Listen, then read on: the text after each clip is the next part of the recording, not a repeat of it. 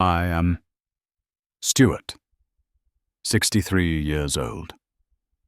That morning, I stood on my son Liam's front step and waved goodbye as the taxi took him to the airport for a mandatory business trip to Denver. The feeling was the quiet satisfaction of a grandfather about to spend 3 days caring for his beloved 7-year-old granddaughter Elara. I turned back towards the house, ready to suggest pancakes for breakfast. But instead of her usual smile, Elara came down the stairs with a pale face. She grabbed my hand, her tiny fingers icy cold, and pulled me towards the door.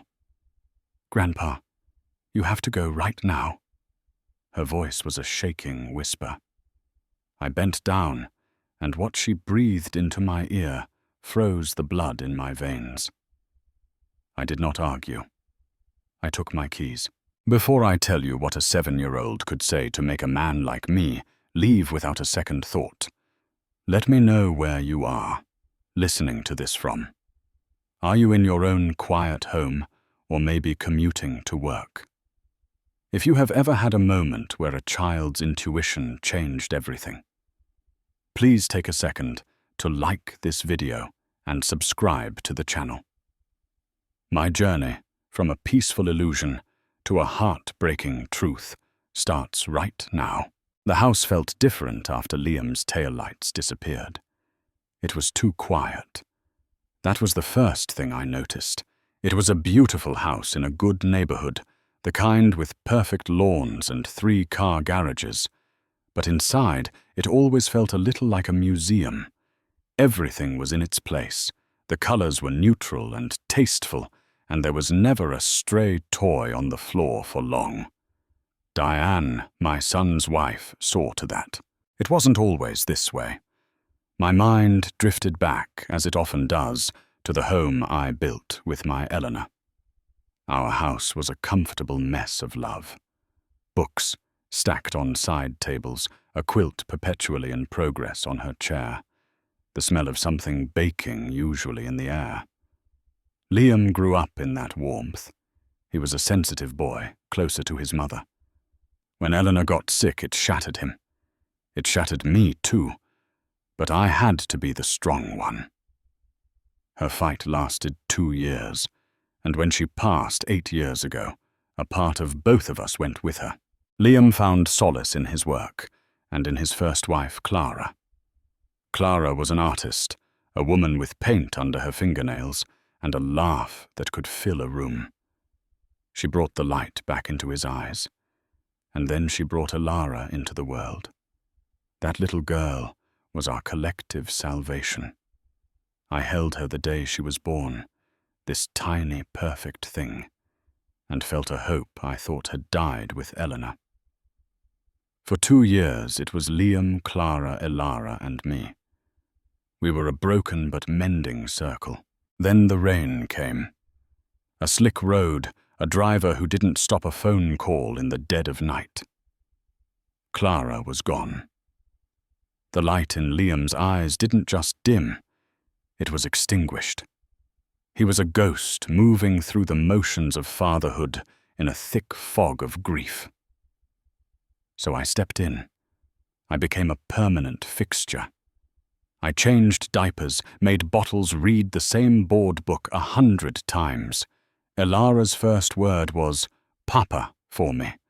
Her first steps were into my arms. We clung to each other, a grieving grandfather and a motherless child, while Liam tried to remember how to breathe. He met Diane about 2 years after Clara died.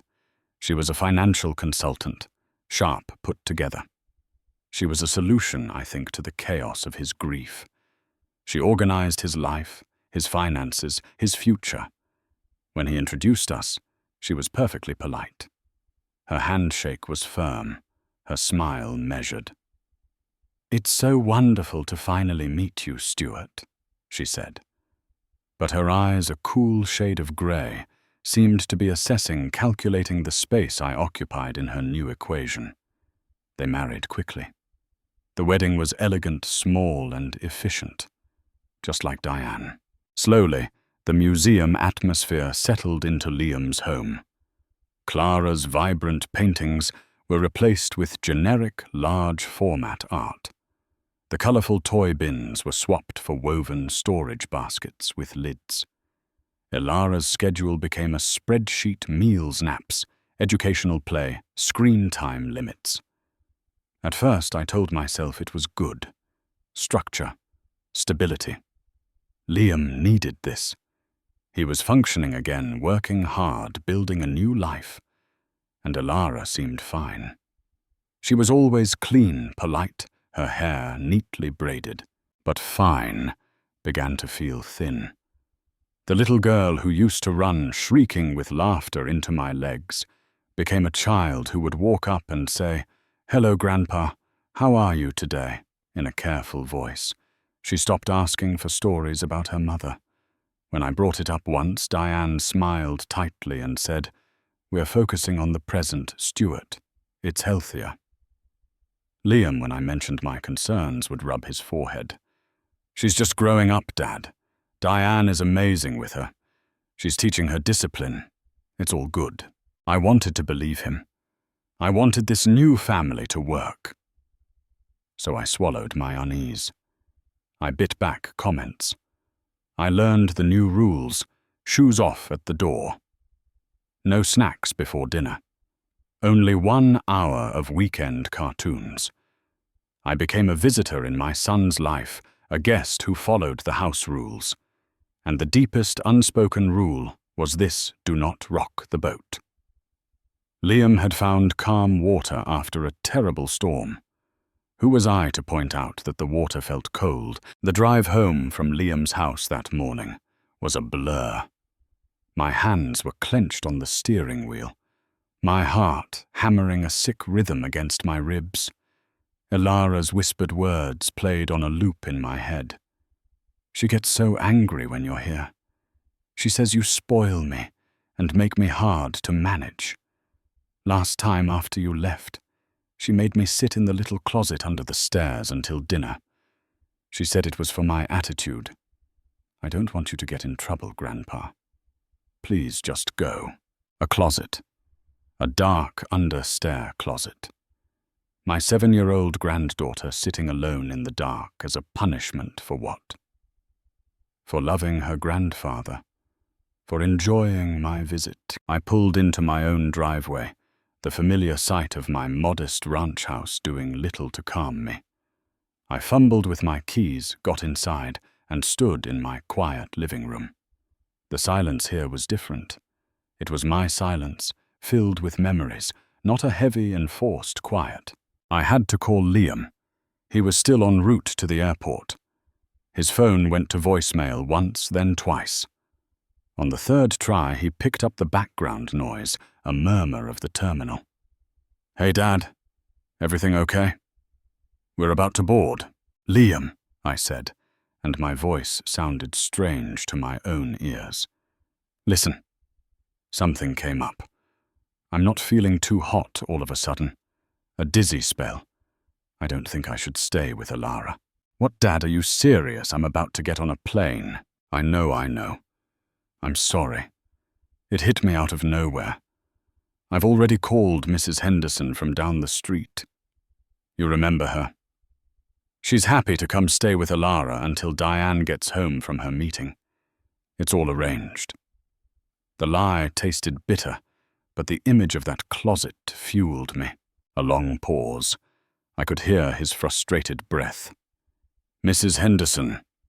Dad, she's like 80, and Diane's meeting isn't over until 5. She's spry, Liam, and it's just for a few hours. I wouldn't ask if I didn't have to. I just need to lie down." I layered a convincing tremor of weakness into my words. Another pause. Then a different voice, cooler, came on the line. "Diane. Stuart, Liam told me you're unwell. That's a shame." There was no warmth in the sentiment. "Mrs. Henderson is acceptable for a short interim. I will conclude my priorities here and return home promptly. Please focus on your health." The call ended. I sat down heavily on my couch. Her tone. It wasn't concerned. It was efficient. And was there a hint of relief, as if my sudden illness had solved a minor problem for her? For the next 3 days, a quiet storm raged inside me. I couldn't stop thinking. I dug out old photo albums and my digital picture frame, scrolling through years of images. There was Elara at 2, covered in cupcake frosting, laughing with her whole body. At 4, sitting in my lap, as I read to her, her head tucked under my chin. The photos from the last year showed a different child. Nita postured her smiles, often not reaching her wide, watchful eyes, so much like her mother Clara's. I called an old friend, Robert, who had retired from a long career as a child psychologist. I posed it as a hypothetical, a story about a friend's grandchild. Changes in behavior, withdrawal, excessive politeness, fear of making mistakes. Robert mused. Stu, in a vacuum, any of those could be normal. Kids go through phases, but combined, especially with a major family change like a remarriage, it can be flags. It can indicate a climate of high anxiety, of walking on eggshells. The child might be trying to become invisible to avoid triggering a negative response from a caregiver. His words settled in my gut like stones. Walking on eggshells. Invisible. I needed to see her outside that house. I called the elementary school and spoke to her teacher, Ms. Albright. I said I was her grandfather, wanting to surprise her with a special lunch. Ms. Albright, after verifying my identity, agreed. Sitting at a small table in the corner of the bustling cafeteria, I watched Elara approach. She looked so small. When she saw me, her eyes lit up for a fleeting second, a flash of the old joy, before she glanced around nervously and composed her face. She ate the sandwich I brought with a focused intensity that made me sad. "How's the food here, kiddo?" I asked gently. She shrugged her mouth full. After she swallowed, she leaned in slightly. "It's okay. I get hungry by lunchtime." "Why's that big breakfast?" I kept my tone light. She shook her head, her voice dropping to a whisper.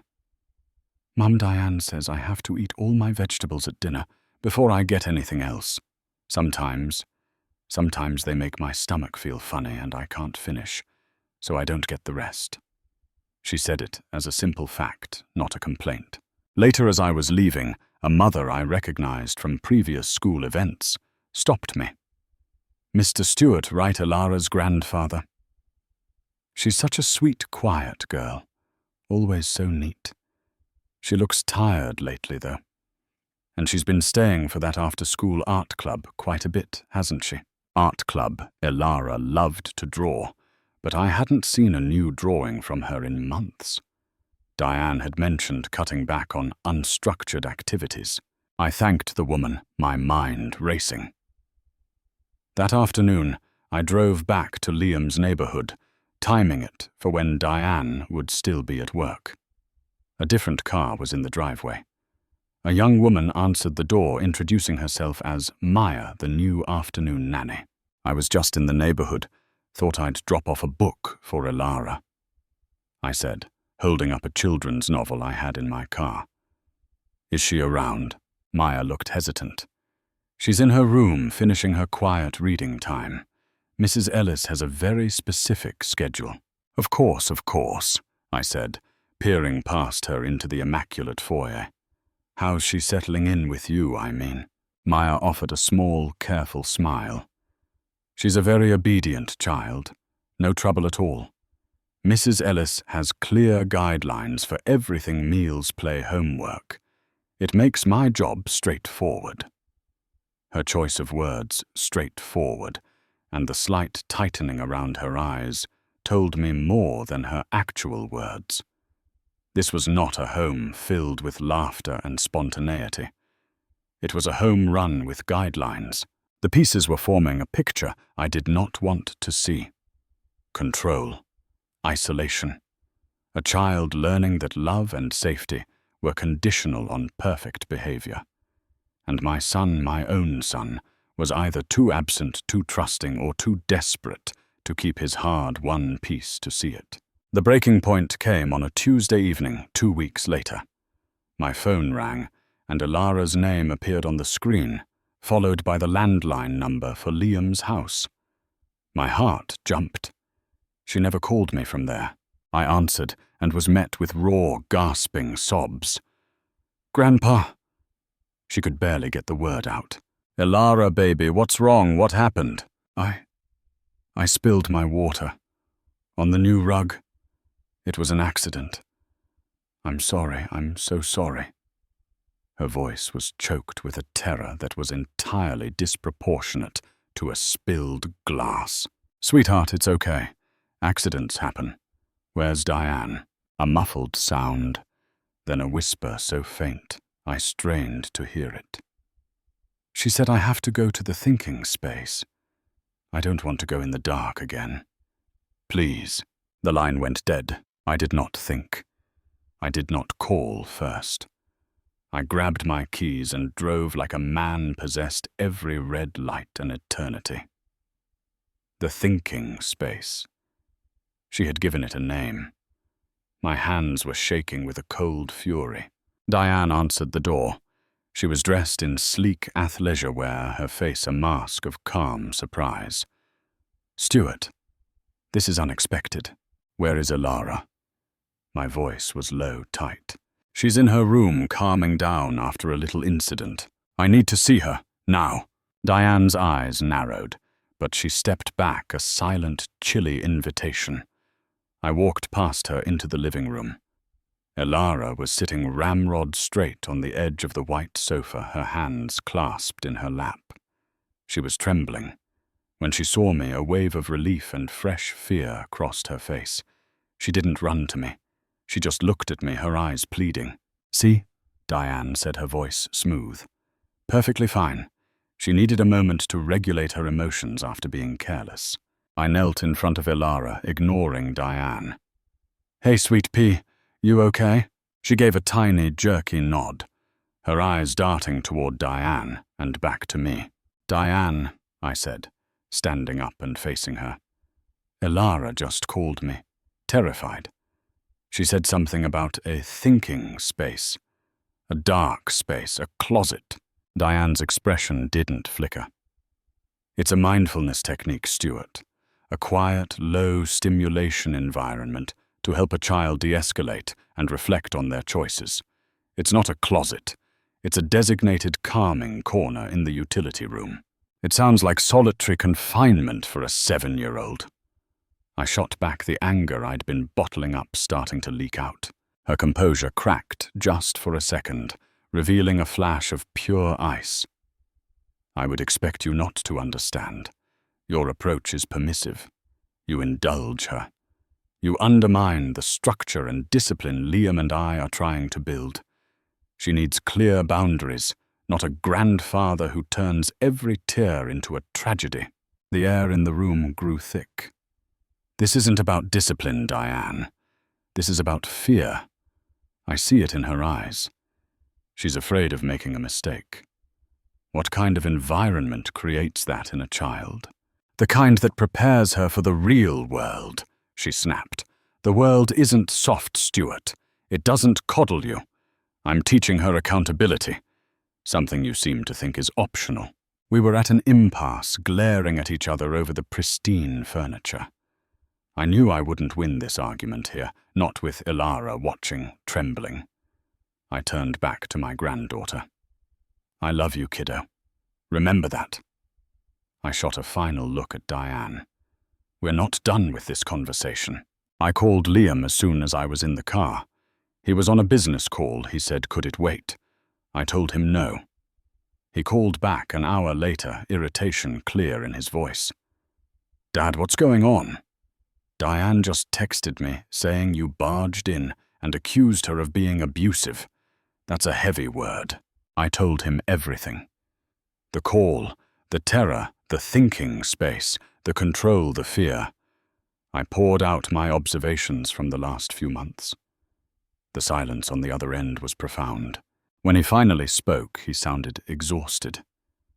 "Dad, Dad, listen. I know you love her. I do too. But you're seeing this through a grandparent's lens. Diane is strict, yes. She has high standards. But she's not a monster. She runs a tight ship because she wants what's best for Elara. Maybe you are getting too involved. Maybe your visits are disruptive to the routine. His words were a physical blow. Liam, she is your daughter. Your little girl is scared in her own home, and I am her father. He fired back, his own frustration boiling over. I am here living this life every day. Diane is my wife. We are a team. I can't have you coming in and picking apart our parenting, calling my wife names. It's not helping. It's making everything harder. For me, for Diane, and yes, probably for Elara too, caught in the middle. Just take a step back, okay? Let us handle this. Let us handle. The plea in his voice was real. He wanted the conflict to go away. He wanted the peaceful life he thought he'd built. And he was asking me, his own father, to be the one to disappear to smooth things over. The betrayal was a deep, cold ache in my chest. I had lost my wife, and now I was losing my son, and he was letting me lose my granddaughter. I hung up the phone and sat in the dark of my driveway for a long time. The image of Elara's face, caught between hope and fear, would not leave me. My own son had chosen his wife's cold order over his daughter's palpable distress, and he had asked me to be complicit in that choice by looking the other way. I couldn't do it. A line had been crossed. This was no longer about subtle unease. This was about the safety and soul of a child. If Liam would not see it, then I would have to make him see it. But I needed more than a grandfather's gut feeling. I needed proof.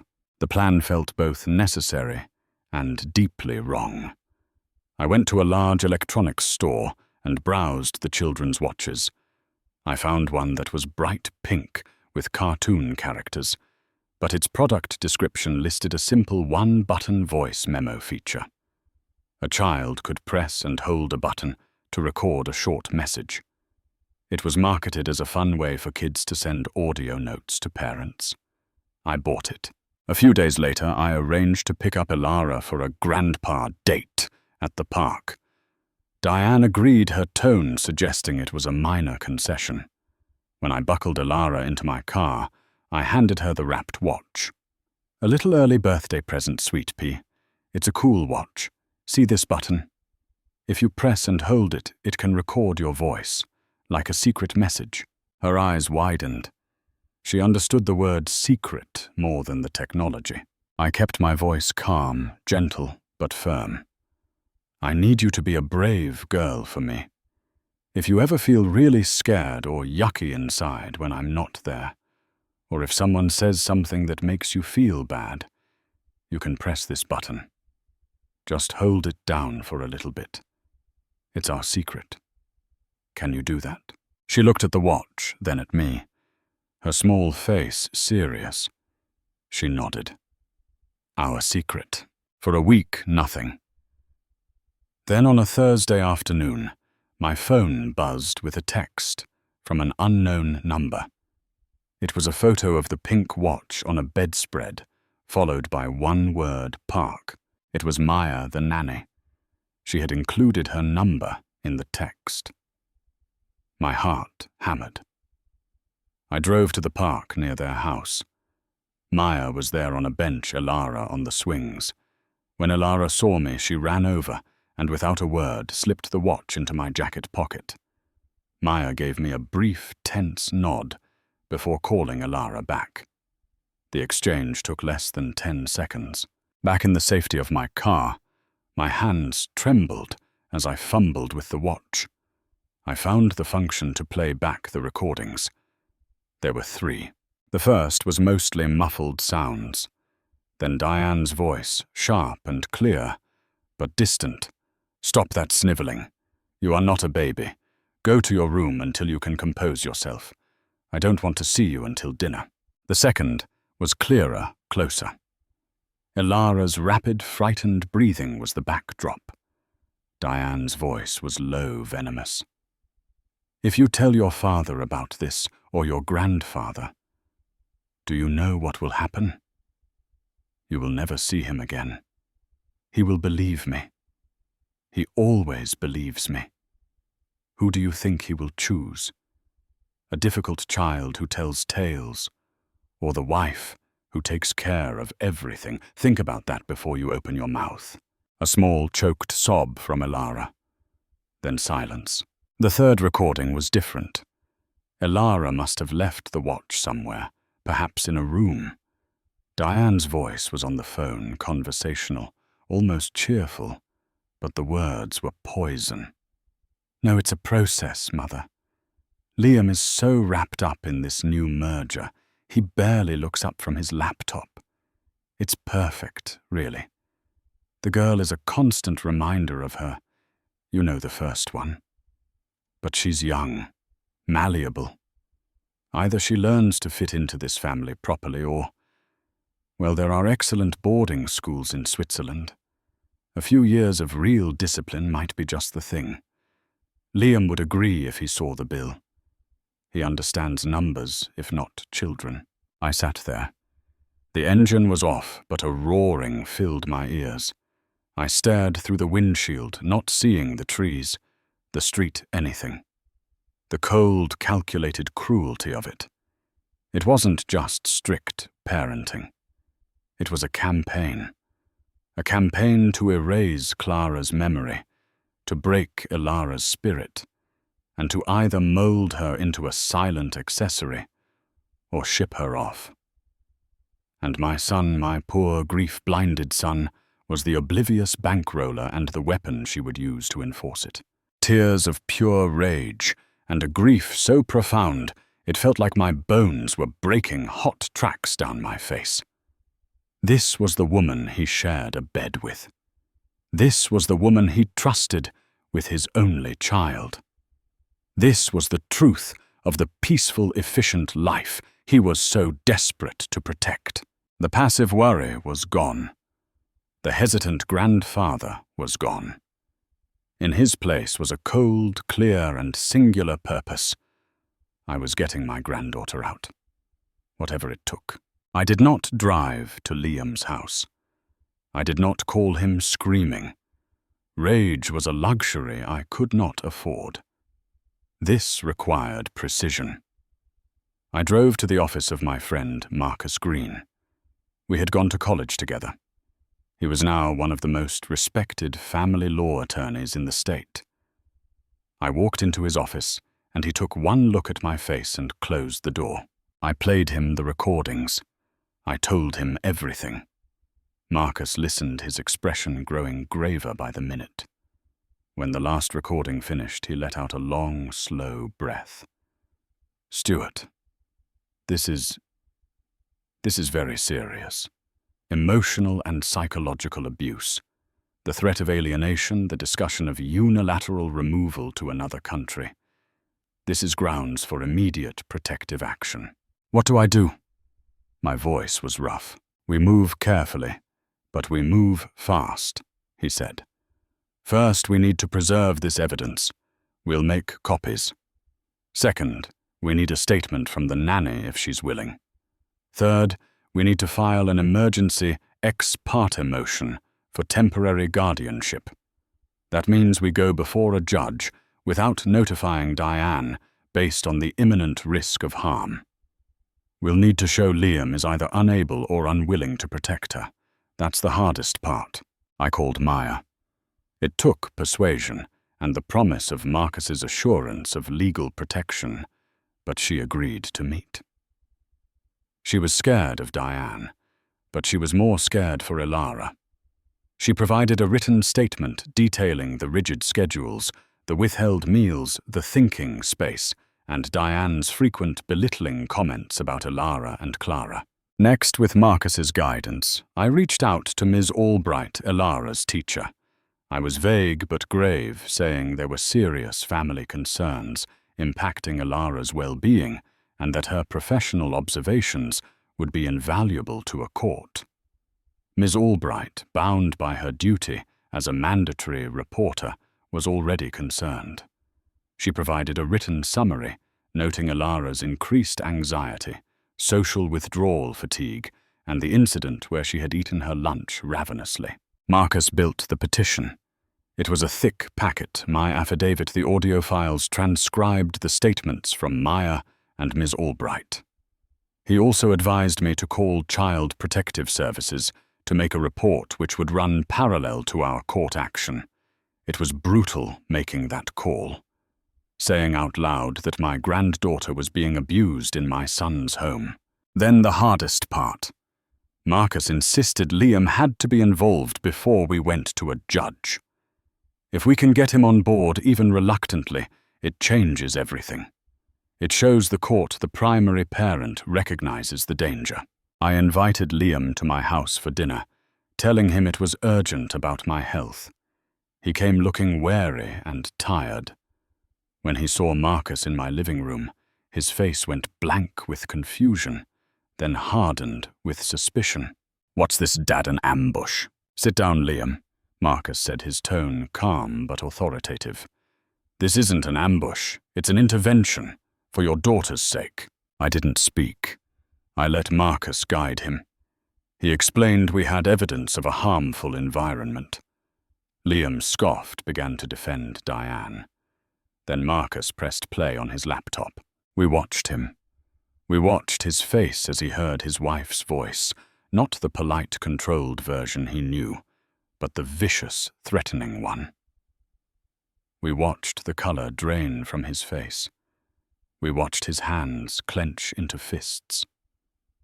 When he heard the clip about boarding schools in Switzerland, his entire body flinched, as if struck. He stood up, turned away, his shoulders heaving. That's not... She wouldn't... The words were choked, dying in his throat. The cognitive dissonance was tearing him apart. The woman he loved versus the monster on the tape. "It is her Liam," I said, my voice quiet. "This is what happens when you're not there. This is what your daughter lives with." He turned back, his eyes red-rimmed and shattered. "Why? Why didn't she tell me?" "Because she was told you wouldn't believe her," Marcus said flatly.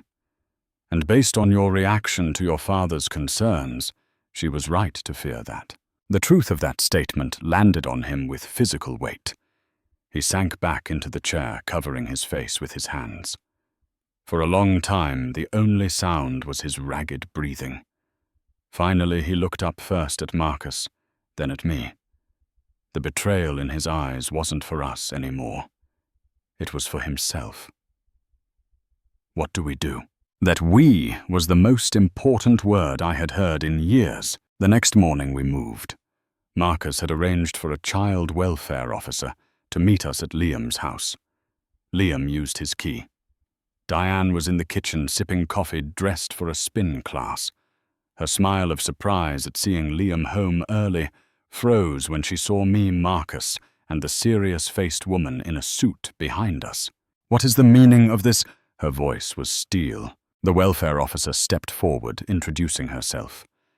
"Mrs. Ellis, we are here on a court-authorized welfare check regarding Alara Ellis. We have reason to believe she is at risk of imminent emotional harm." Diane's mask slipped into pure, unadulterated fury. "This is outrageous. This is my home." "Liam, what is this?" Liam didn't look at her. He looked broken, but his voice was steady. "Where is Alara? You are not taking my daughter anywhere. She is not your daughter," I said, the words cutting through the room. "And she's not staying here another minute." Diane unleashed then. A torrent of accusations. I was a meddling old man. Marcus was a hack. This was a grandparents' rights kidnapping scheme. Liam was weak, manipulated. She screamed, she cried, she threatened to call the police. The welfare officer remained impassive, presenting the court order. Marcus played a short, devastating segment of the recording on his phone speaker. Diane's own voice, threatening and cold, filled the sudden silence of her perfect kitchen. Her face went from red to ashen. She had no defense against her own words. I walked past them all up the stairs to Ilara's room. She was sitting on her bed, a book in her lap, but she wasn't reading. She was waiting. She looked up as I opened the door. "Hey, kiddo," I said, my voice thick. "Pack your favorite things. You're coming to live with me for a while." She didn't ask why. She didn't cry. She just slid off the bed, walked to her closet, and pulled out a small backpack she had already packed. She had been waiting too. She took my hand, her small fingers curling trustingly around mine, and we walked downstairs together, past the wreckage of her father's second marriage, and out into the clean morning light. The following months were a whirlwind of legal procedures and quiet healing. The temporary guardianship was made official. Diane was served with a restraining order, barring her from any contact with Ilara. Liam, to his credit, did not fight it. In fact, he initiated divorce proceedings. The merger at his work fell apart, and he took a leave of absence. His world, the one he had built so carefully on a foundation of sand, had collapsed entirely. He started therapy, finally addressing the grief for Clara he had never processed, and the guilt for what he had allowed to happen to their daughter. Our relationship was fragile, a vase glued back together. There was love there, but also a deep well of shame on his side and a residual painful disappointment on mine. We spoke often, but the easy camaraderie was gone, replaced by a cautious, deliberate effort. Ilara's healing was my primary focus. She started seeing a wonderful child therapist named Anna, who specialized in trauma. There were nightmares at first and days of silence. She was jumpy, overly apologetic for tiny things like dropping a fork. I had to learn a new language, one of constant, gentle reassurance. "You are safe here. Mistakes are okay. You can be loud if you want. I love you no matter what." Slowly, the real Ilara began to emerge from her shell. It wasn't the boisterous toddler, and it wasn't the overly polite ghost. It was a new person, a 7.5-year-old, with solemn eyes, who could on a good day produce a giggle that sounded like bells. She started drawing again, furious, colorful scribbles that eventually turned into pictures. Many of them were of a small figure holding hands with a tall figure under a big sun. My house underwent a transformation. The guest room became her room.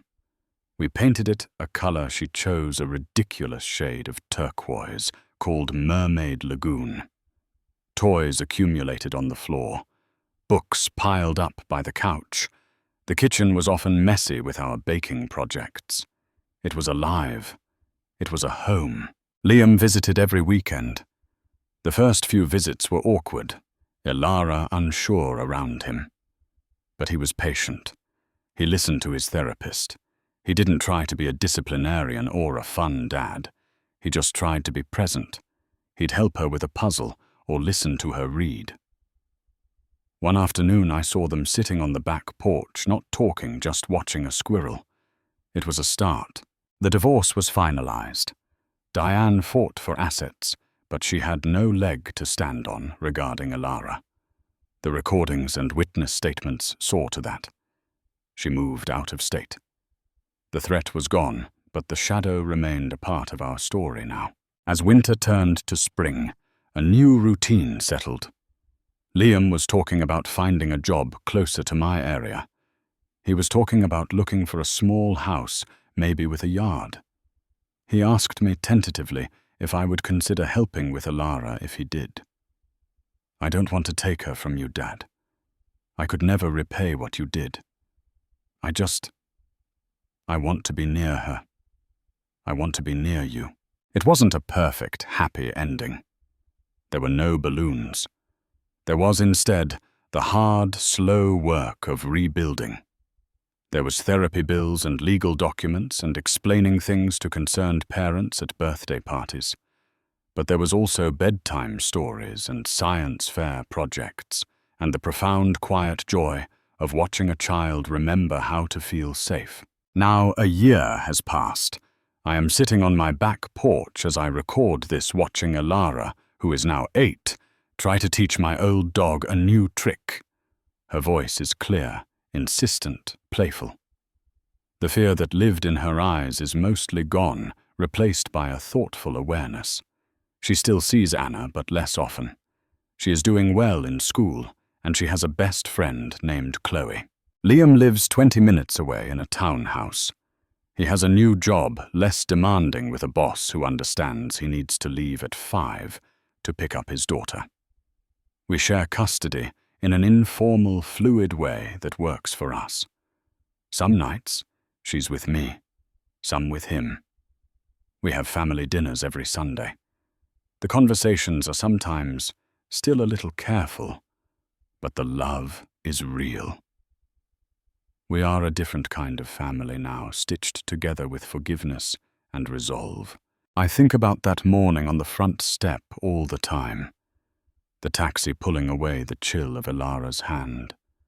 The whisper. I think about the cost of listening and the unimaginable cost of not listening. The lesson I learned is this: love is not always a soft blanket. Sometimes love is a shield. Sometimes it is the courage to stand in the path of a storm, even when that storm is someone you love, and say no more.